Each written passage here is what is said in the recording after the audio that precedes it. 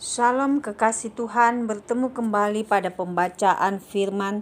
Tetap semangat dan bersuka cita. Semoga Bapak Ibu sehat selalu dalam lindungan Tuhan. Sebelum membaca firman, kita berdoa terlebih dahulu. Tuhan Yesus yang Maha Suci, kami datang sujud bersimpu di bawah kaki-Mu, menyembah Engkau, Juru Selamat pribadi kami. Tiada Allah lain yang kami sembah selain Yesus Tuhan. Urapi kami Roh Kudus dengan seluruh pendengar yang mendengarkan firman-Mu. Terangi hati dan pikiran kami saat membaca firman. Kami mulai pembacaan firman ini hanya di dalam nama Tuhan Yesus yang ajaib. Haleluya. Amin. Keluaran 36. Demikianlah harus bekerja Bezaleel dan Aholiab dan setiap orang yang ahli yang telah dikaruniai Tuhan keahlian dan pengertian, sehingga ia tahu melakukan segala macam pekerjaan untuk mendirikan tempat kudus tepat menurut yang diperintahkan Tuhan. Lalu Musa memanggil Bezaleel dan Aholiab dan setiap orang yang ahli yang dalam hatinya telah ditanam Tuhan keahlian, setiap orang yang tergerak hatinya untuk datang melakukan pekerjaan itu. Mereka menerima daripada Musa seluruh persembahan khusus yang telah dibawa oleh orang Israel untuk melaksanakan pekerjaan mendirikan tempat kudus. Tetapi orang Israel itu masih terus membawa pemberian sukarela kepada Musa tiap-tiap pagi. Dan segala orang ahli yang melakukan seluruh pekerjaan untuk tempat kudus itu, datanglah masing-masing dari pekerjaan yang dilakukannya, dan berkata kepada Musa, rakyat membawa lebih banyak dari yang diperlukan untuk mengerjakan pekerjaan yang diperintahkan Tuhan untuk dilakukan. Lalu Musa memerintahkan supaya dimaklumkan di mana-mana di perkemahan itu, demikian tidak usah lagi ada orang laki-laki atau perempuan yang membuat sesuatu menjadi persembahan khusus bagi tempat kudus. Demikianlah rakyat itu dicegah membawa persembahan lagi, sebab bahan yang diperlukan mereka telah cukup untuk melakukan segala pekerjaan itu, bahkan berlebih. Membuat kemah suci.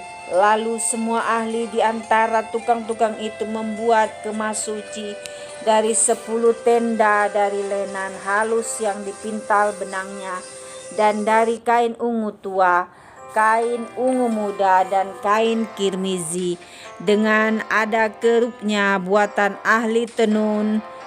Dibuat orang semuanya itu. Panjang tiap-tiap tenda 28 hasta, dan lebar tiap-tiap tenda 4 hasta. Semua tenda itu sama ukurannya. 5 dari tenda itu dirangkap menjadi satu, dan yang 5 lagi juga dirangkap menjadi satu. Pada rangkapan yang pertama di tepi satu tenda yang di ujung, dibuatlah sosok-sosok kain ungu tua, dan demikian juga di tepi satu tenda yang paling ujung pada rangkapan yang kedua. 50 sosok dibuat orang pada tenda yang pertama, dan 50 sosok pada tenda yang di ujung pada rangkapan yang kedua, sehingga sosok-sosok itu tepat berhadapan satu sama lain.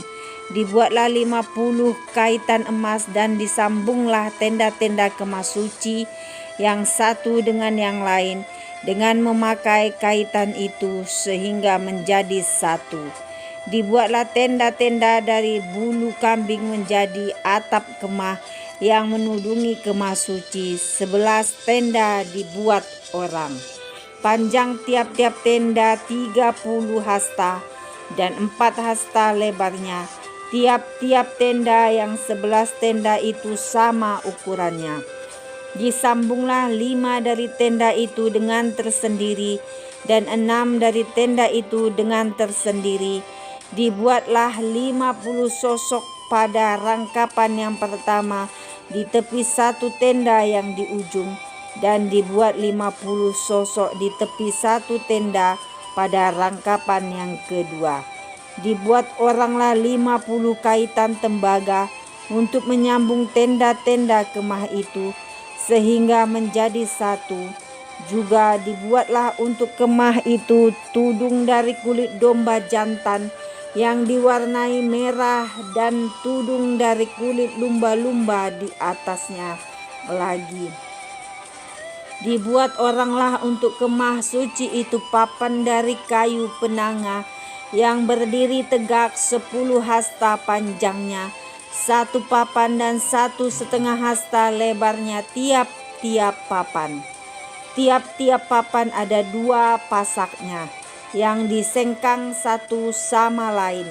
Demikianlah diperbuat dengan segala papan kemah suci.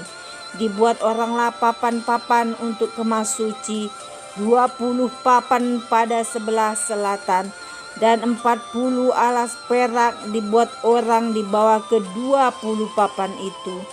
2 alas di bawah 1 papan untuk kedua pasaknya, dan seterusnya. 2 alas di bawah setiap papan untuk kedua pasaknya. Juga dibuat orang untuk sisi yang kedua dari kemah suci pada sebelah utara 20 papan dengan 40 alas peraknya. 2 alas di bawah 1 papan, dan seterusnya 2 alas di bawah setiap papan. Untuk sisi belakang kemah suci pada sebelah barat dibuat oranglah 6 papan. 2 papan dibuat orang untuk sudut kemah suci di sisi belakang. Kedua papan itu kembar pasaknya di sebelah bawah, dan seperti itu juga kembar pasaknya di sebelah atas, di dekat gelang yang satu itu. Demikianlah dibuat orang dengan kedua papan yang untuk kedua sudutnya itu.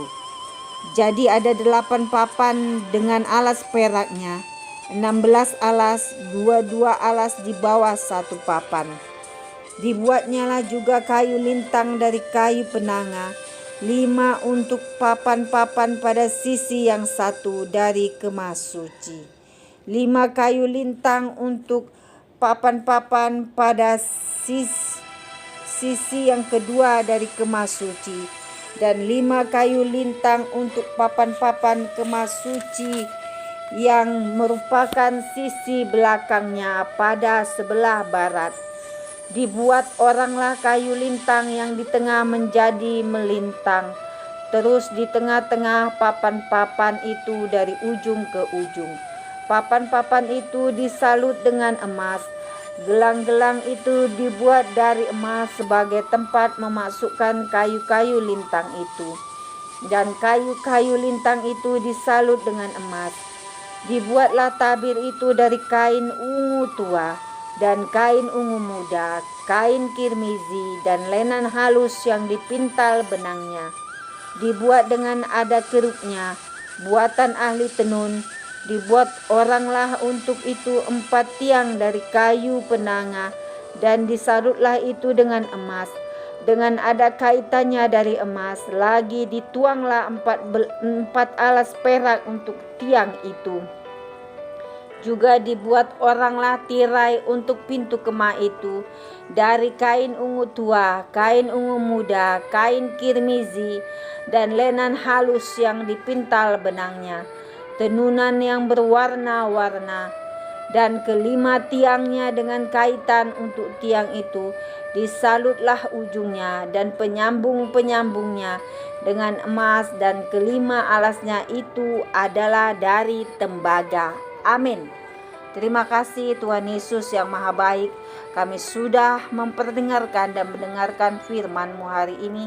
Berkati para pendengar channel YouTube ini, berikan kesehatan, rezeki, kekuatan iman yang baru dalam menjalani kehidupan hari ini.